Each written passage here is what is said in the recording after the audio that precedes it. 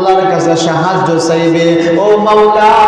দুনিয়ার কোনো মালিকের কাছে সাহায্য চাই না, দুনিয়ার কোনো মালিকের কাছে ক্ষমা চাই না, দুনিয়ার কোনো মালিকের কাছে রিজিক চাই না, দুনিয়ার কোনো মালিকের কাছে সম্মান চাই না, দুনিয়ার কোনো মালিকের কাছে ক্ষমতা চাই না। দুনিয়ার কোনো মালিক আমার হায়াত দিতে পারবে না, দুনিয়ার কোনো মালিক আমারে মরণ দিতে পারবে না। আল্লাহ,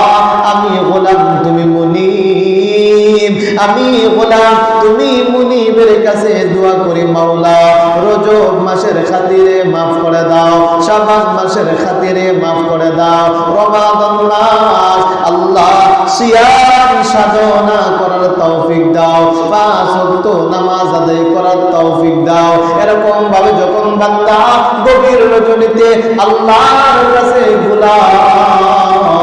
গোলাম হইয়া মুনিবের কাছে প্রার্থনা করে, গোলাম হইয়া মুনিবের কাছে চা, গোলাম হইয়া মুনিবের কাছে বলে, আল্লাহ বলেন, ও ফেরেশতা,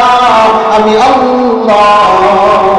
তোমাদেরকে সাক্ষী রাখলাম, এই বান্দাগুলো শাবান মাস পাইলেন, রজব মাস পাইলেন, রমজান মাসের প্রস্তুতি নিলেন, আমি আল্লাহ তুমি ফেরেশতারে সাক্ষী রাখলাম, আমার বান্দা নামাজের পড়ে আল্লাহুম্মা বারিক লানা ফি রজব ওয়া শাবান ওয়া বাল্লিগনা রমাদান। আয় আল্লাহ, রজব মাস শাবান মাস চলে যাবে, আল্লাহ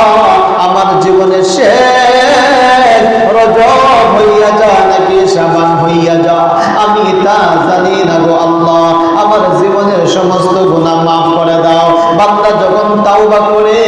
আমার আল্লাহ বলেন, ফেরেশতা রজব মাস পাওয়ার পর বান্দা তার গুনাহর কাছে শর্মিন্দা হয়ে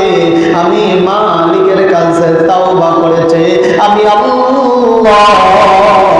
রজব মাসের খাতিরে, শাবান মাসের খাতিরে আমি আল্লাহ আমার বান্দার তাওবাকে কবুল করে নিলাম। শুধু তাওবাকে কবুল করলাম তাই না, আমি আল্লাহ তোমাদেরকে সাক্ষী রাখলাম, আমি আল্লাহ তোমাদেরকে ঘোষণা দিলাম, আমার বান্দার জীবনের গুনাহ মাফ করিয়া আমি আল্লাহ তাদেরকে কাল কিয়ামত